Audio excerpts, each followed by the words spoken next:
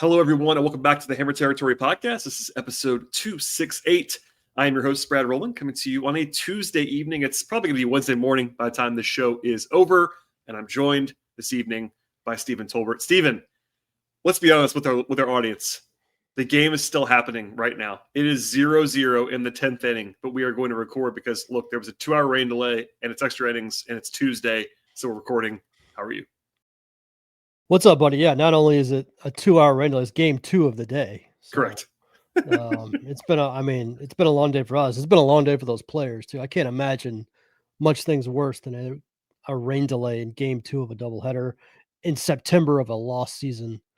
I'm turning that one down. But yeah, a little bit of stuff to talk to. Not a ton of stuff tonight. We're going to talk about the games a little bit, a couple of big picture stuff, but we're kind of winding down the season. Yeah, for sure. And for the sake of transparency, I don't think we would have started this podcast right now if the game mattered. Like if the Braves were in a pennant race, we would have waited, but they're not. So we'll cover the game later on. Hopefully it'll be over by the time we finish this. But Chris Sale was spectacular. We'll come back to that later on. But our most recent show was Scott and I on Sunday. We covered a lot of ground on that episode. But if you missed it, listen to that show. Please subscribe to Hammer Territory anywhere you get your podcasts.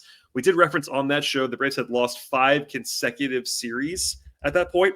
What we do know right now is that even as we record this, the Braves cannot lose the series to the Nationals. They can split it as we record, but they can't lose it. So, hey, the streak's over. They won't lose 6 in a row. Congrats to everyone involved. Unless you were rooting for the losses.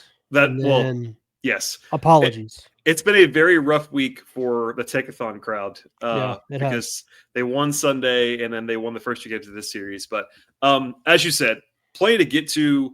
We'll go through the games and kind of take some offshoots. Is probably the plan for today's podcast. And I want to go back and start with Monday because the Braves actually had a big game offensively. They scored 11 runs, their biggest offensive game in like 3 weeks.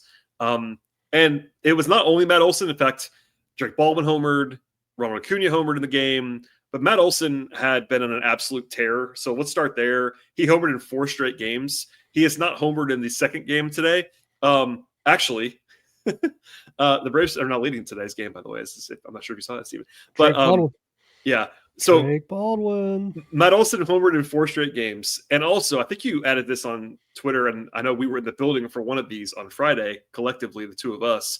He also had the warning track, I think, maybe 3 times in the last 5 or 6 games. Like, he's been just absolutely mashing the ball, and he's been good already. But 4 homers in 4 games is, like, worthy of mention. So, hey, Matt Olson's red hot. It's always fun when he is. Yeah, man, Braves fans know by now. Obviously, he's been on the team for 4 years now, but his heaters are he can get as hot as anybody. And, 2023, he was basically on a heater for the whole season, but he goes crazy. And I was looking it up because I was curious because he did have this weird power outage, or at least not power, but home run outage early in the season. So I looked it up. So from May 25th to August 25th, which is 3 months, which is half the baseball season. I think it's almost 400 plate appearances he had in that stretch. He had 7 homers. So over a 3-month stretch, he had 7 homers. In the last 3 weeks, since August 25th till now, the last 3 weeks, he's hit 8 homers. So, like, the dude can go on some crazy heaters. And, we talked about it before. It's been kind of a weird year with the entire offense and kind of a lack of homers. And, Marcell Ozuna hasn't homered in a month. And, for a long time, Olson's like 22, 23 homers led the team. Now he's up to like 26, 27. But it's just really good to see. I really want to see the homers come back to the offense. We've talked about it a lot. I think it's a very critical part of the offense that has gone missing. And it really helps to have homers when you have streaky hitters because you just don't need 7 or 8 guys hitting when you're hitting homers. You don't need that. And that's the key I think the Braves need moving into next year. Got to get more homers. It obviously starts with Olson, Acuna, and Riley. So watching Olson and Acuna kind of get hot in the last couple of weeks with homers has been a tremendous development. I agree. And, we've covered so many times how 2024 was a down offensive season, particularly compared to the previous year, which was the ultimate of high highs. But even then, to your point about home runs, the Braves finished 4th in the majors in home runs in 2024. Yeah. Even in a down season for their offense, they hit home runs. This Right. the way they built this team, they have to hit home runs. Correct. It's not negotiable. And coming into tonight, they were 15th, I think, in home runs. Yeah. And that's not like, you know, they're not dead last, but 15th is really bad for the way this team is constructed. They have to hit home runs. And, you know, maybe you could say Olson, as much as Olson has been literally the best first baseman in baseball this year, you would hope for maybe 35, 40 from him versus 26, 27. Like, that's fair to put out there. But he's not alone, to your point. Like, everyone's got to hit home runs. Right. And basically no one has had like an above average home run season for what they could be in the future. Like Ronnie, you know, was out for a while, all the things. Ozuna's power went away. Rowley's been below what you would hope for him power wise. Like, I haven't looked it up. I guarantee you every single player on the team, I think every single player on the team hit the under. Whatever their over under was at the beginning of the year for homers hit, I guarantee you every single I mean, other than Baldwin, like Baldwin, right. Baldwin's got 16 in 113 games as a rookie. Like, that's obviously that came out of nowhere. Yeah, good. The main guys, but yeah, everybody else. I mean, maybe you could say Harris. Ironically, Harris has 17. That's probably like about what you would have expected for him. Maybe 20-ish for him for the season. But everybody else is pretty clearly under what they would have, including Olson, who's been the best player on the team this year. So, yeah, a weird story. But we'll come back to that later on. But it's just worth emphasizing on a day like a Monday where they hit a bunch of home runs. There's even after that, there's still 15, 16 in majors and home runs, and that's not sustainable. You mentioned Acuna. He looks back. Like, I was never worried about Acuna, but like after all of the discourse and certain people, i.e. me, ranting about batting order spots and things, he looks like Ronald Acuna. Like the last 5-6 games, I think he's been on base like 10 times and has a couple homers and doubles, and like he looks like Ronald Acuna. Like, again, I was never worried. Were you worried at all at any point? Because I don't think you were. But no. Yeah. I mean, when we go back and look, it's going to end up being like a 10-game sample of like when he was legitimately bad. Like he had like an 0 for 30 stretch or something like that. Yeah. But it was legitimately maybe like 12 at the most, like 12-game sample of him being bad. Just a unbelievable overreaction by Snit, by everybody. I mean, it was just, he's got like a 150 WRC plus for the season, and we like lost our minds over like a 10-game sample. So, and I'm going to say this is a little rant because it pisses me off because I see it all the time on Twitter. The thing I have zero interest in letting people say or get away with is when we talk about players not caring about baseball. Like, this has happened a lot with Austin Riley because he's had a rough couple years, and I've gotten a million replies about, well, Austin Riley just doesn't care anymore because he got paid.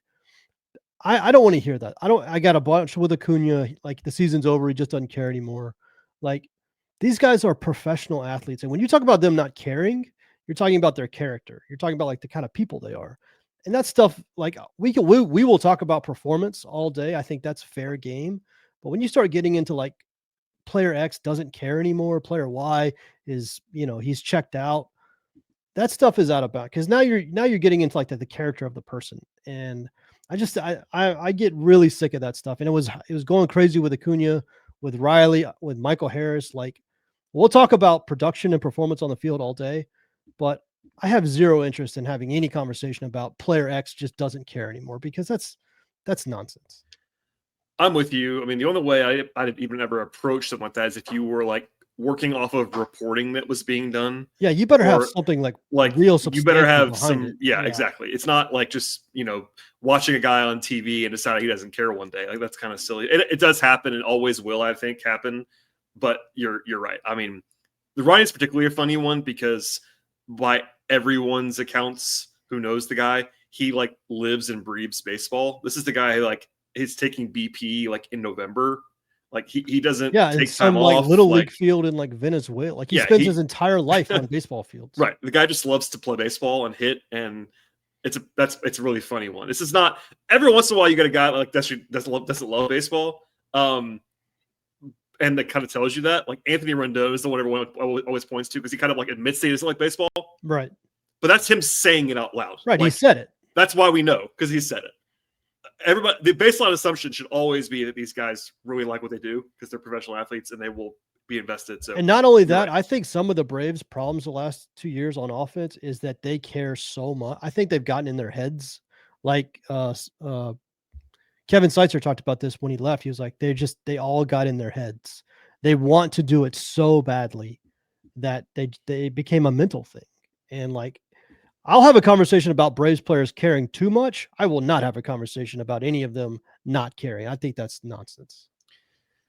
A little mini rant for everybody on a Tuesday evening into a Wednesday. There you All go. right, Steve, we'll get to other stuff going on when it comes to a busy Tuesday, even some Spencer Strider who pitched Monday. We have more to talk about on today's podcast after a word from our partners.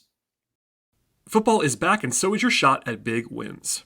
With DraftKings Pick 6, the official daily fantasy partner of the NFL, your game day instincts can score you real money fast. Here's the play. Just pick more or less on 2 or more player stats, or break out rookies to elite QBs, and unlock the upside that every snap brings. The better your calls, the bigger your payout. And here's the kickoff bonus. New DraftKings customers get $50 in bonus picks with just a $5 entry on your first pick set. This season, play your player instincts. Download DraftKings Pick 6 app right now and use code FOUL. That's code FOUL. Play just $5, get $50 in Pick 6 bonus picks. Make the call, ride the upside in partnership with DraftKings Pick 6. The crown is yours. Gambling problem? Call 1-800-GAMBLER. Help is available for problem gambling. Call 888-789-7777 or visit ccpg.org in Connecticut. Must be 18 and over. Age and eligibility restrictions vary by jurisdiction. Pick 6 not available everywhere, including New York and Ontario. Void where prohibited. 1 per new customer. Bonus awarded as non-withdrawable Pick 6 bonus picks that expire in 14 days. Limited time offer. See terms at pick6.draftkings.com/promos. Okay, Steve, before we get back into the day of games that we're talking about right now, which is Tuesday's games, like we're talking right now, it's late Tuesday night. We should at least mention Spencer Strider, who pitched, I thought, quite well on Monday. 7 innings, allowed 1 run, struck out 6. That's his 4th straight, like, solid to good start. And over that time, he's allowed 7 runs in his last 25 innings, which is like an ERA in the low to mid 2s, like nothing, ridiculous.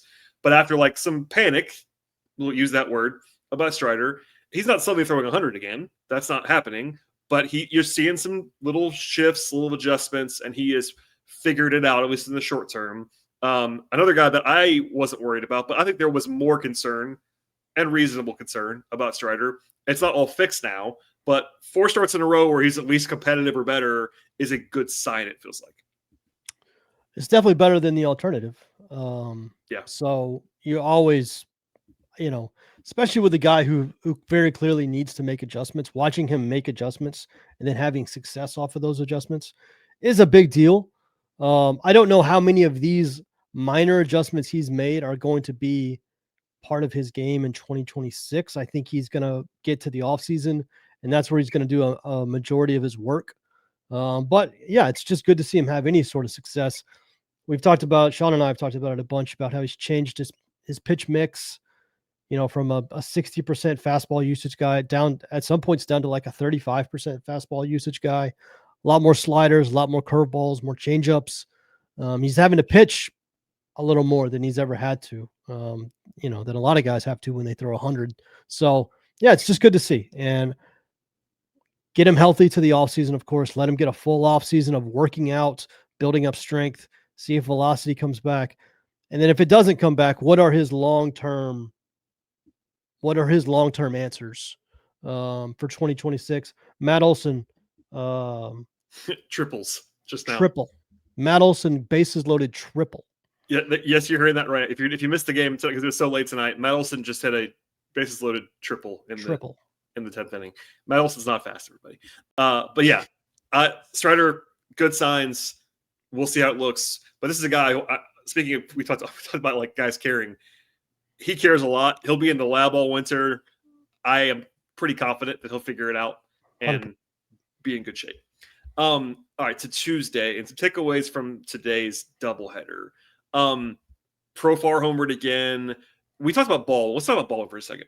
So Drake Baldwin had a slump going, which he was probably due for one. Like it was like 2 weeks of being in a bad slump, but like no reason for panic. But unfortunately for Rookie of the Year purposes, he timed that kind of poorly.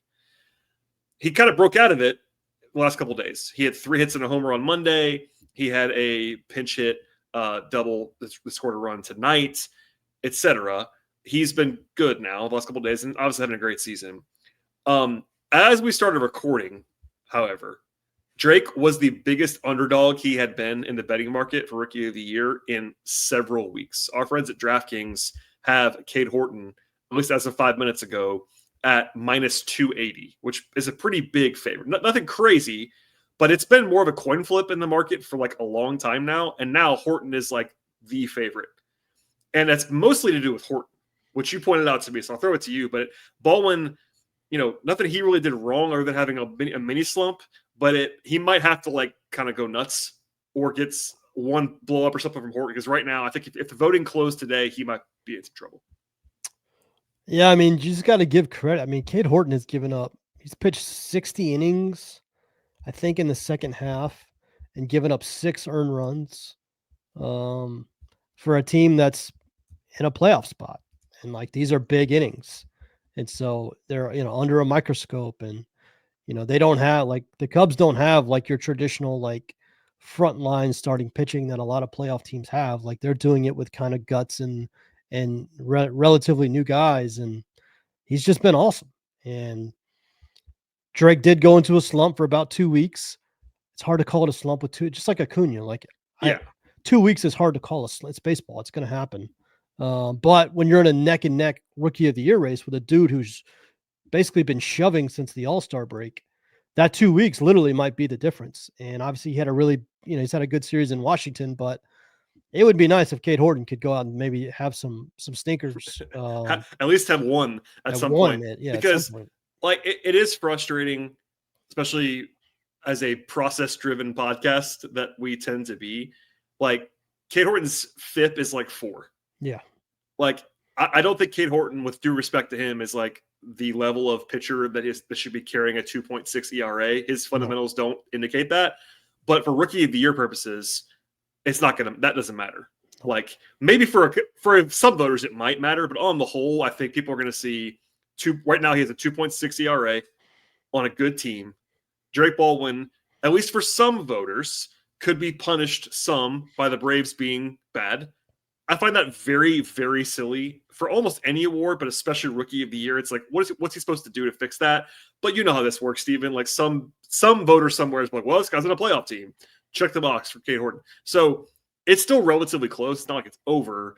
But Horton doing this late, if Horton closes with the same ERA he has now, let's say he has 2 or 3 more starts and he has the same ERA he has now, I think Baldwin's going to lose.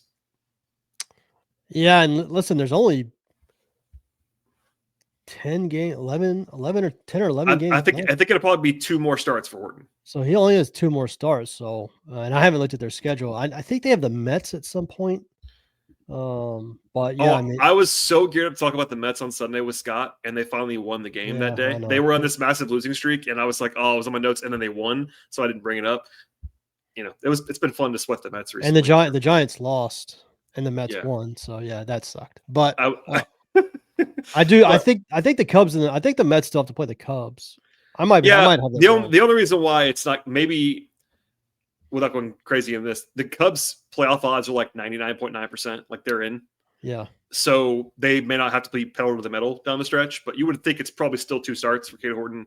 We'll see. But obviously, if you are invested in the Rookie of the Year race, which I know a lot of Rays fans are, you are rooting heavily against Cade Horton, and you are rooting for Drake to get hot.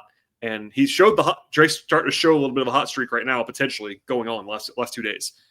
Needs more of that for sure. Hey, if you're a card collector or you're looking to collect, buy, sell, trade, Arena Club's the spot. I'm going to tell you why. Because the old process, AJ, was very clunky. Buy a box, rip the pack, tons of commons, send it in for grading. And then finally, you get everything back. This is weeks and weeks, and you can start to try and sell the card. We have eliminated that with Arena Club, or they have. I act like I'm part of it, but in really one step. Arena's your one-stop shop for everything. You get a card, you open a slab pack, the card is there, it's graded, it spins around coolly, shows you 3D, the front, the back, you can look at the corners, you can look at everything, and then you get a decision. Do I want to keep it? Do I want to sell it? Do I want to trade it? It gives you an instant offer. You can buy it back and re-rip another slab pack and try for something else, or you can keep it and hope the value goes up and sell it at a later date. It is truly the best spot to get cards. 20% off your first slab pack or card purchase can be had right now at arenaclub.com/FOUL and use code FOUL. Elsewhere in today's doubleheader, Michael Harris had a good day. 4 hits. He is showing some life after we've kind of all alluded to it, but I'm not sure if people realize like how deep of a slump he went back into. Like we all know how bad it was for as long as it was. Then he went nuclear, and you shared some numbers on this today on Twitter. I was laughing about it, but like he has gone back into the void the last few weeks. So to have 4 hits today is why we're bringing it up. That's a good sign, but I can't get over the walk number. Do you have it in front of you? Yeah, he's got 4 walks in his last 400 plate appearances, which is... Say that one more time. He's got 4 walks in his last 400 plate appearances. That is a 1% walk rate. 1%. Like that's not possible. Like no one has a 1% walk rate. And that's not 400 plate appearances is 2/3 of a season. He's had multiple stretches of going like 150 plate appearances without a walk. That doesn't, I mean, as good as he was for that month in the middle of the season, that did happen. Like, no one can be, I mean, maybe there's an example that I'm forgetting, but I don't think anyone can be a good major league hitter with a 2% walk rate. And that's where Michael is for the season. It's 2.4%. It's the lowest walk rate of any player in baseball by a decent amount. No, it's so I tweeted out the numbers. So from opening day to the All-Star break, Mike had a 47 WRC plus, which is, quite bad. Yes. It's one of the worst hitters and he was one of the worst hitters in baseball. From the start of the second half, which was July 19th through August 19th. So 1 month, Michael Harris had a 215 WRC plus. So he was quite literally probably the best hitter in baseball. Or at least on the short list for a month. Since then, so that was July 19th to August 19th. So from August 20th to now, coming into today, it's not including his game today. He had a good doubleheader today. He had is about a month worth of plate appearances. I think it was like 115 plate appearances. He had a negative 17 WRC plus. A negative 17 WRC with 0 walks. It's hard to get to a negative over that large of a sample when you're playing every day. He had like a 148 on base percentage, which is we did share that briefly on Sunday. Like again, this is one of those situations where it really helps to take walks. You don't have to be a 20% walk rate. Like I'm not saying you got to be Profar or Acuna and take a ton. It'd be helpful if you was, but like you basically can't have an OBP in the 100s if you take any walks at all. Correct. But if don't, that is the importance of is they sustain you during bad streaks, and that's what like casual fans don't understand is that like even when Acuna went through his like when you take walks, like when Acuna had his worst month in August, he had like a 96 WRC plus, but he had like a 360 on base percentage because he walks 14% of the time. Like even when you're not hot, walks sustain your production, and they create a floor that you're never going to drop below. Well, Michael doesn't have that. Michael can just crater all the way down to the bottom of the ocean, and that's the thing we got to figure out because we've seen his production just completely crater multiple times a year now for multiple years, and I don't know the answer to it, but it's got to start with some plate discipline. Yeah, and I don't think he's ever going to suddenly be an awesome play discipline guy. Like what you don't see is guys going from this to being great in taking walks. Yeah. What you're hoping for is he becomes like just merely below average. Because the only regular, I looked this up just now to make sure, the only regular in the league in recent years with a comparable walk rate to what Michael's been doing is Javi Baez. Yeah, Javi Baez is a good example of a player who bottomed out entirely at the plate because he doesn't take walks. Like, and he can have hot stretches still. Even this year, he had a couple hot stretches where it's like, oh, Javi Baez is back, and then you look up and he has 2% walk rate, and his WRC plus is like 8 in the 80s, and it's like, well, we're back to being Javi Baez again. Yeah, I made the Javi Baez Harris comparison for a couple of times, but they actually have a ton in like they came up as these elite defensive players at elite defensive positions, tons of power, but they had questions about plate discipline. It quite literally ruined Javi Baez's career. Like he was on his way to being a MVP level player, he had like multiple 4-win seasons early on, and then it just slowly just descended into, he bats 8th a lot of the time now. Yeah. Like this is a thing that it doesn't end careers, but it will knock you down multiple levels from where you thought you would be. And that's what I worry about with Mike, is that like this is going to get so bad where he's barely even like a starter level player, is like Javi Baez, unfortunately. Yeah, hopefully not. But hey, an encouraging day today for Michael. But I wasn't going to bring it up, but then I saw that number of 4 walks and 400 plate appearances, and it's like I knew it was bad, and that's worse than I thought. So I was like, okay, we have to bring this up on the podcast. Elsewhere in Game 1 on Tuesday, Jose Suarez became the 18th starting pitcher for the Braves this year. Big difference. So Scott and I referenced this on the show on Sunday about how it was already the team record 17, but we speculated it might go up in the last 2 weeks because it's just, you're kind of in garbage time. And then literally today, doubleheader, natural point for it to happen. But that's a crazy number. 18 guys starting a game is crazy. Suarez, if people don't know who he is before today, 27-year-old left-hander, had a couple of promising years with the Angels a couple of years ago, like 21-22 was like a pretty decent pitcher. Then he fell off the cliff, but has stuff. Like, he was good today. Like, it's the Nationals. It's September, so you're grading on a curve. But he threw 7 innings, which I was legitimately shocked by in a spot start. But struck out 9, like missed a lot of bats, got good movement on his pitches. Like, he's got an arsenal to him. There's a reason why this guy is like a major leaguer. Like, he's got stuff. What do you make of this? Do you care at all? Is it just one start you're like shrugging about, or is it like, maybe there's something here?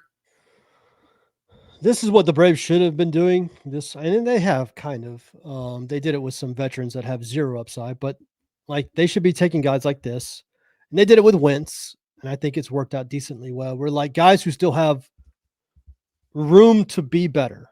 Like Cal Quantrill has no room to be better. He is exactly what he is and was never going to get better and is only going to get worse. But guys like Joey Wentz, Jose Suarez, who have stuff, who have some pedigree, who've had some levels of success at a pro level, why not? Why not just see? You catch lightning in a bottle all the time. So I love that. This is what I want the Braves to do. Like I really thought they might shut down Waldrop at some point just because he's thrown so many innings. I thought they might shut down Strider at some point just to let him start his offseason. And I was hoping this is what they would do. They would take guys like this, find guys like this. You can always find guys like this who are having bad seasons but have upside. And just, the Braves have done a really good job historically with Rick Kranitz of like getting these dudes and getting more out of them. So I mean, Grant Holmes, primary example. Grant Holmes is a great example. Yeah. So, I this is exactly what they should be doing. I have no idea if Jose Suarez is going to be anything, but that's getting into results by process. This is exactly what they should be doing. I agree. And, again, there's several things. It's like I mentioned one already. There is a 2-year record in the majors of him being a quality major league pitcher. Yeah. That happened already. Yeah. He's only 27 years old. So it's not like he's in his mid-30s. He's got no stuff left. Like, he's still in his prime physically. And then he also was pretty good in the minors for the Braves. Like, ERA in the 3s, 10 strikeouts per 9, less than 2 walks per 9. Like, what you want to see in the minors. And then has stuff. Again, there's a reason why I mentioned that before, but like multiple pitches that can have some life to them. He can miss bats and has a record of doing that in the major leagues. So I don't know if he's gonna be good either. We have no idea, but it is a worthwhile gamble. I was encouraged by that, and it was at least providing some intrigue for a midday game on a Tuesday in September. So that was fun. Last thing from the first game, and then we'll go to the finale today and get out of here. Russell Iglesias got his 250th save of his career today. He waited a long time for it, actually. He hadn't got one in a while. Not really his fault. He's only the 40th pitcher ever to have that many saves. That's not a small – baseball's been happening for a long time. So, cool honor for Rysel. Good on him. That's the hook for me to bring up what I'm about to say. He's allowed 1 run in his last 22 outings.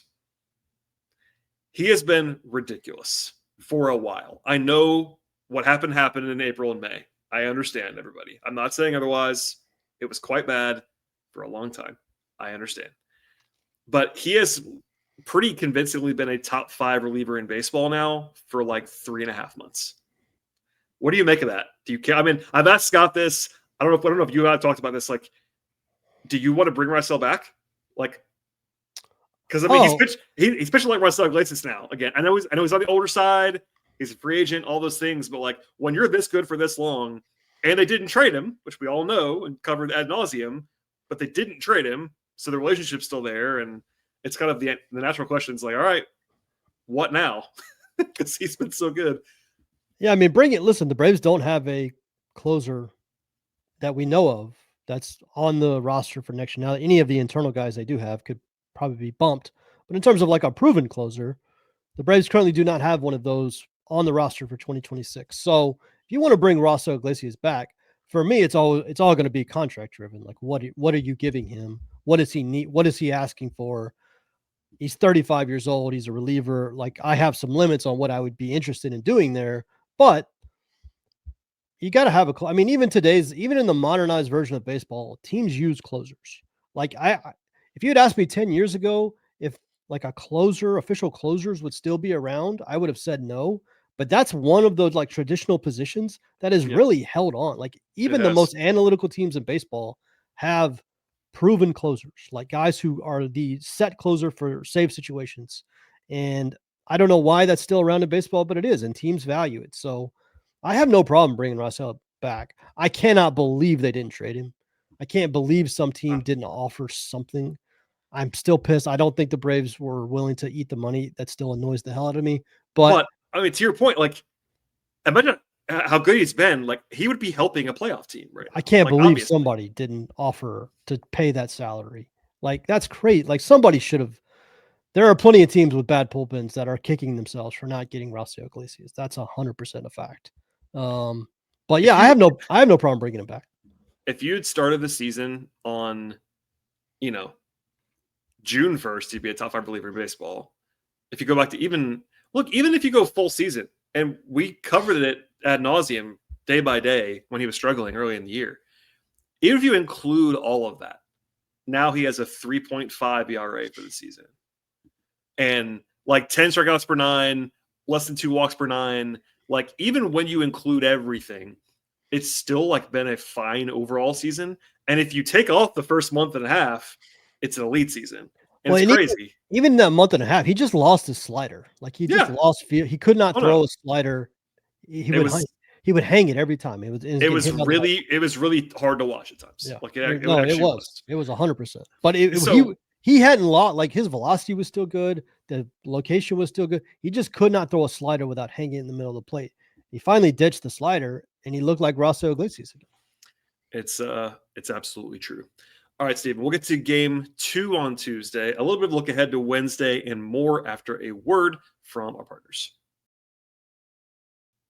All right, Stephen, one of our offshoots / takeaways from the last couple days is not a new one, but one that like keeps coming up because he just makes it come up. Chris Sale's absurd. Chris Sale's absolutely absurd. So if you went to bed or something on Tuesday night after the rain delay and missed it, Chris Sale on a weird day, again, rain delays are bad for pitchers. Like, it's not easy to pitch in an hour that you were not supposed to be pitching in, all those things.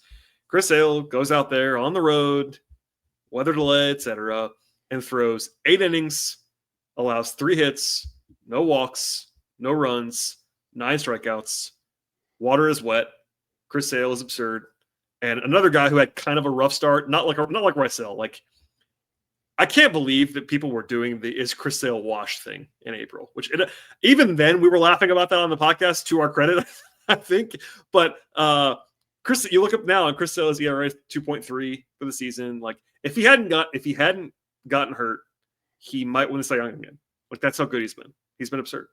Oh, I think he was 100% good. He's got a better ERA this year than he did last year. I mean, he has so this is an arbitrary endpoint, but if you start the season May 1, so again, he had kind of a, by his standards, rough-ish April. May 1st on, he is number 1 in baseball in ERA by a lot. He has a 1.24 ERA since the beginning of May as a starting pitcher. I mean, yeah, Like you could tell me, I could make a legitimate argument that Chris Sale on a per inning basis, especially since May, has been the best pitcher in baseball this year. Like he's been. I mean, he has been on a true, and you have to make the case. Yeah. You look at the numbers, like on a per start basis since May 1. Yeah. He has been the best pitcher in baseball. Now he missed some time in there, so he has fewer starts. Yeah. He's only gonna end up with like 20 starts, and obviously the league leaders always get 32. Yeah, he's at 19 right now, but you already said it. He has a better ERA than last year, or at least maybe actually a better ERA than last year. His FIP is a little bit higher, but his FIP is still 2.49 for the season. Like I know he's getting old, but Chris Sale is like. Every time I think I hear something like, well, there's so much, there is uncertainty in the rotation, clearly. But you need to give the Chris Sale caveat every time. Chris Sale is, I guess there's the only uncertainty with him is of course there is injury concerns. I understand, but and the age. But I mean, the guy is absurd. Like I don't know. I'm trying not to overstate it too much. And again, same caveat I gave earlier with Jose Suarez. It is the Nationals in September for this particular start. But it's Chris Sale. He doesn't want to need the caveat. Like he's just, I was not planning on talking about Chris Sale tonight because we know he's really good. But when he throws 8 shutout innings, it's like, okay, Chris Sale's on the docket again, Steve. Let's talk about it for a second. It's also just like the consummate professional. Like this is a lost season. Yeah. This is a game in Washington with 14 people in the stands. There's 2 hour rain delay again. 2 hour rain. There's probably more people in the dugouts than there are in the stands in these games. And like the dude is just like, I don't care. I'm a professional. This is a professional baseball game. I'm going to go out and pitch my ass off. And like, that's the kind of stuff, like I've said it before. I desperately want to get this guy to a postseason series and see what he can do and see what the Braves can do with him leading like a postseason run. Cause I think it could be magical. Done this for 2 years now. We haven't been able to do it, but I desperately need to see this guy in a postseason series. I would enjoy that quite a bit. I was trying to find the whiff numbers today. Yeah, he got 12 whiffs, just all the stuff. He was absurd. He's crazy good. And this game today, if you missed it on Tuesday night, was 0-0 after 9. So he had to be that good too. Like there was no margin for error. I know the results don't matter. Trust me, we understand. But he had to be that good. I have one very on-brand Hammer territory thing to ask you about. You're already shaking your head. You know it's coming. Caveats apply. We know this doesn't matter. I promise you we know it doesn't matter. I texted you. We had not talked about this all night long. We were not talking about the game. We were just getting ready to do the podcast. And all I said was Brujan, ? Because in a tie game, 0-0, Brian Snitker used Vidal Brujan as a pinch hitter with a runner on third and 1 out. Pinch hitter. And at the time, this is the important detail. Number one, he hit for Nacho Alvarez. I don't know if I'd do it anyway. I think I'd probably just rather have Nacho. And I'm not even the biggest Nacho guy, but I think he's a better hitter than Brujan already. That's number one. Yes. The more important thing, though, is that the Braves had both Drake Baldwin and Ha-Seong Kim available on the bench at the time. Because Kim hit the next batter for Nick Allen, which is okay, but there's one. If the 1 out plate appearance is the bigger plate appearance. That is the critical. Yeah. All you need to do there is get a sac fly, and you are taking the lead in the game. And this is with Chris Sale on the mound. Like this one run might hold up. Literally is the game. Likely to hold up. You have Drake Baldwin on the bench. Drake Baldwin and Ha-Seong Kim. So obviously they had Nick Allen. So the funny part about the lineup today, it's a doubleheader, but this is a lineup that had Sandy Leon and Nick Allen in it. It was kind of a nice and Nacho. Yeah. And Nacho, kind of a nice throwback to earlier in the year when it was like so dire with the lineup. So that's how you end up with this situation where like you're trying to score a run badly late in the game and you're managing it heavily. And yes, obviously you're going to hit for Nick Allen, but you could hit with Kim first, and then if you want to have Brujan hit next, or have Drake hit next, whatever you want to do, you can do that. You don't have Brujan take to that point in the game. The highest leverage at bat in the game was purposely given to Vidal Brujan. And I want to make sure people understand this. Vidal Brujan has a lower career WRC plus than Nick Allen. Like he is just as like whatever you think Nick Allen's offense is, Vidal Brujan is at the same level or possibly at a lower level. So, like, that's the level of hitter we're talking about, who is the first guy off the bench with a runner on third with one out as the go-ahead run with Drake Baldwin and listen, Ha-Seong Kim came to the plate with 2 out, and he had a bad plate appearance. He did. struck out on 3 pitches. That's but fair that's to the say. result. We're not talking about result. We're talking about process. Like, Ha-Seong Kim is so much of a better hitter than Vidal Brujan. It's not even funny. Drake Baldwin is a better hitter than both of them. This is the go-ahead. It doesn't matter. The Braves suck. The season's over. It doesn't matter. This is the kind of stuff that drives us crazy. Yes. So if this game had mattered, we would have led the show with this. And if they had lost, maybe honestly, I'm not. Yeah. But I know there's maybe I think Snit clearly just loves. He clearly likes Vidal Brujan. He thinks there's something about Brujan he loves. But it's funny because I just double check to make sure I wasn't crazy, because I know the career numbers. I know his numbers for the season, but he wasn't always with the Braves. So I was like, maybe he has a better line with the Braves than I'm remembering him having. And maybe that's what Snickers are going off of, like just his back of the baseball card for this season. No, with the Braves, he has a 615 OPS. Like, he's not been good at the plate for the Braves. I don't know. It's a absolutely strange thing. I'm laughing bringing it up because I know it doesn't matter, and someone will tell us it doesn't matter. Like, we don't know. It's always funny to read that. It's like, guys, who cares? Season's over. It's like, we understand. Even like Eli White, it's got like a 700 OPS. Like, Eli White is not a great hitter. He's a better hitter than Vidal. All right, moving right along. As we covered briefly in live fashion earlier, the Braves did win this game 5-0 in 10. The big swing was the Matt Olson triple. But Baldwin drove the first run home.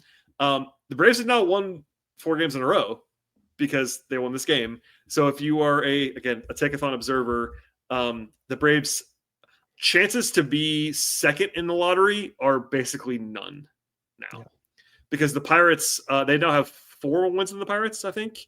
And I can't imagine the Pirates winning 4 more games than the Braves over the next week and a half. The Pirates never win. The Pirates are bad. They might not win 4 games next year. They so never win games. I think the Braves probably are going to be 4th entered in the lottery now. So if you were someone rooting against wins, these 4 wins took the Braves down a peg or 2 in the lottery. But they're going to win this series. There is an argument for vibes. We've never been like zealots on the pod, like they have to lose every game. I get that too. Trust me. There's some nuance there. But if you were rooting for losses, this winning streak is ill-timed. But there you go. Before we go, Stephen, we should at least mention you and I took in a game, not together. We were both in the same building, and we talked and met up on Friday. It was a comical loss, which we knew was going to happen when we were there. But I bring that up because Hurston Waldrop's the pitcher we saw on Friday, and he's pitching the series finale on Wednesday afternoon. When we last saw him, he had his worst start of his season by a lot. And actually, you and I did not debrief after this at all. I don't know what you think. I don't think he was as bad. I said this on the show on Sunday. I don't think he was as bad as the line indicated. He got kind of singled to death. But I also think he wasn't particularly good either. And I wonder what you thought of that, and also what you think about this next one. Because, I mean, look, anytime you're this late in the season, there's a chance this is your last start of the year. Like, if they just decide, you mentioned it earlier, I think his innings total was so high, like there's a chance they shut a guy down at any point, but he is the probable for tomorrow. I'm assuming he's going to pitch. What are you looking for that game? Yeah, I agree. I mean, it was, from my vantage point, I was in right field. I know you were behind the plate. It was actually tough for me to see, like, command-wise where he was. I was just seeing the results. Yeah. And the results were like every batter was a single up the middle. I think he gave up 1 extra base hit. It was the homer. He allowed the homer to the guy making his first Major League Plate appearance. Yeah. It was the first pitch too that he ever saw in the Major Leagues. It was like 1 inning. He just couldn't get like the last out. Like, it was just single up the middle, single up the middle, single up the middle. So that's gonna, I mean, he just got BABIP'd basically. So I have my guard up with Hurston Waldrop anyway. Like, I am not all in. Like, there's people who are all in. I'm not there yet. The command still worries me. He's had multiple, like 5-6 walk games. Is his repertoire deep enough to consistently get hitters out after they've made adjustments. Like they're going to make adjustments. He's got plenty of tape now, especially going into next year. Like there's a whole level to this thing he hasn't gotten to yet. So I still have my guard up, but not because of Friday. Getting bad bipped around doesn't bother me much. Yeah, I think I mentioned it with Scott because he had his worst location plus There you go. rate of the year. So and he was his command is a thing that matters a lot. Yeah, and it has been, I think, universally better than people expected. 100%. Like, I think his location plus is like 100, which is league average, and you will take that. His stuff is good enough where if he can locate at a league average level, you're in good shape. Yeah. And that's, a great sign for him. Hopefully that continues. And while I'm kind of with you having my guard up, the ERA being in the twos, like I don't know if I believe that, but I do like the fact that his underlying numbers are worse than that, but they're pretty good. Like they're still like a FIP in the FIP in the mid threes. Like he's pitching like a real major league starter. Yeah, all usable stuff. Even if the ERA was flukishly low to begin the season, there's some good stuff there. And we won't really get it all now, but Scott and I got the usual feedback on Sunday. Like every time we talk about this, we got the same feedback about how we are adamant they have to add more starting pitching, and people start listing names off and they get to 6 or 7 and they're like, oh, we're fine. And it doesn't matter what we say or how many times you have 18 starters in a season, whatever. But Waldrop's another example. I don't mean this in a negative way. He's an example of a guy that people are just so sure is going to be written in pen as the 4 starter or something next year. And I'm not there yet. Maybe he will be. Maybe he takes a Schwellenbach leap and we're like, look, it didn't take us that long. A few months in, we're like, hey, Schwellenbach's the guy in capital letters. And he is. But until you see that, I'm not going to write it in pen. I'm just not. So we'll see. He's a guy. I mean, he's going to matter next year. I just don't know in what way. Well, and I'll say this. First of all, Braves fans should know, like we've seen plenty of prospects come up, have good years or maybe good half a years, good year and a half, and then they get hurt. They're never the same. Like Braves fans should be aware that we should not be counting our chickens on Hurston Waldrop yet. But I will say him getting to the point this year where he's become an actual legitimate candidate to help next year is such a massive move from where he was even like 3 months ago. Like I was really beginning to wonder if he's a reliever. And there was people that are smarter than us about prospects who were like, this guy's a reliever. He doesn't have a useful enough fastball to be a starter. Yep. And like, I was kind of coming to the end of my Hurston Waldrop interest, to be honest with you. So the fact that we're here and he's actually even a possibility for next year's rotation is a big deal. But yes, 100%. People should still very much have their guard up here. We have not anywhere close to seen enough. It's been to your point, it's been a grand slam kind of stretch for Waldrop's stock. 100%. Like, no question about it. We're not downplaying that. It's been a really, really, really good and encouraging thing to go from fringy, we don't know what's going to happen, to like clearly in the mix. It's a big jump. But there are only 3 guys in the organization that, if they are healthy, I am sure are in the rotation next year. 3: Sale, Schwellenbach, Strider. Yeah, that's right. That's the list. Because Lopez could be in the bullpen, and the shoulder injury is a shoulder injury. Holmes is injury concerns. I will say if Holmes is healthy, but they could put him in the bullpen. Like I don't think they're going to. Yeah. But that, if healthy, is huge there. Like he might have to have Tommy John. Like we don't know if that's going to. Oh be yeah, I mean fixed. if he's hurt. But like, I'm saying if you're guaranteeing me health. Yeah, no, if you're guaranteeing health, it becomes a different conversation. Yeah. But because Lopez is kind of the same thing. Like I think Lopez is a clearly a top 5 guy in your organization. We won't get into this tonight. I have a whole opinion on Lopez, but we'll save it. We'll save that for. But again, there are only 3 guys that I'm like, as of September 16th, am I like writing in pen in the rotation? And that's even if they're healthy, which I assume they are, because they are right now, knock on wood. Yeah. But that means the other spots, name your guys: Waldrop, Smith, Shawver, Holmes, Lopez, whoever else you want to name. Throw out any guys you want. It's a long list. Joey Wentz, if you were in love with Joey Wentz, if you are still a Bryce Elder believer, whatever you want to do there, etc. So anyway, we've gone long-winded as we always do, Stephen, but I'm intrigued. I know it's an afternoon game. I'm intrigued by what Waldrop looks like again in a follow-up, because he had some adversity in his last start. Like whether we thought he was as bad as he was or not, like it was some genuine adversity. They got beat up. That game was over in a hurry, as we can attest, having been there. But a bounce back opportunity and a relatively friendly one, like an easier matchup for sure. I know it's on the road, but the Nationals is not the Astros, so this should be a little bit easier. We'll see how this goes for him. That's definitely the number one thing I am watching for on Wednesday afternoon. I think we'll have the show after the game. I'm not going to guarantee that because we don't do that, but I think it'll be a show at some point tomorrow. Just saying. Well, he should be used to pitching in front of like 2,000 people because that's what you do in the minors. So, and it's also what they did a couple times at Truist this weekend as well. All right, Stephen. Well, thank you for doing this.